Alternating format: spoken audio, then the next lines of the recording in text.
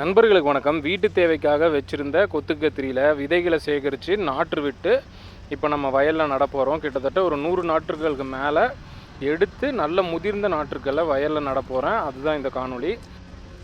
நாற்றுக்களை நடுறதுக்கு முன்னாடி ட்ரைகோடர்மா விரிடிங்கிற பூஞ்சான் கொல்லி, இயற்கை பூஞ்சான் கொல்லியில் ஒரு அரை மணி நேரம் நாற்றுக்களை வேர் நனைகிற மாதிரி ஊற வச்சு அதற்கப்புறம் வயலில் தண்ணீர் விட்டு நடுறதுனால வெயில் காலங்களில் இளம் நாற்றுக்கள் பட்டு போகாமல் அப்படியே துளிர் விட்டு தளையிறதுக்கு உகந்ததாக இருக்கும். நான் நடுற இடைவெளின்னு பார்த்தா ஒரு நாற்றுக்கும் இன்னொரு நாற்றுக்கும் இடையில் 3 அடி விடுறேன். பக்கவாட்டில் 4 அடி இடைவெளி விட்டுருக்கேன்.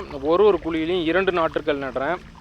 ஒன்று நல்லா தலையிலனாலும் இன்னொன்று நல்லா தலையும் அப்படிங்கிறனால ரெண்டும் தலைஞ்சதுன்னா நல்லா படர்ந்து வளர்கிறதுக்கான இடைவெளி நம்ம கொடுத்துருக்கோம். பார்த்திங்கன்னா நேர்கோட்டில் 3 அடிக்கு மேலேயே விட்டுருக்கேன். பக்கவாட்டிலையும் 4 அடி விட்டுருக்கிறனால செடிகள் நல்லா படர்ந்து காய்க்கும் பொழுது எந்த ஒரு நோய் தொற்றும் வராமல் நல்ல காற்றோட்டத்தோடு இருக்கணும் அப்படிங்கிறதுக்காக நம்ம இந்த மாதிரி நடவு செஞ்சுருக்கோம்.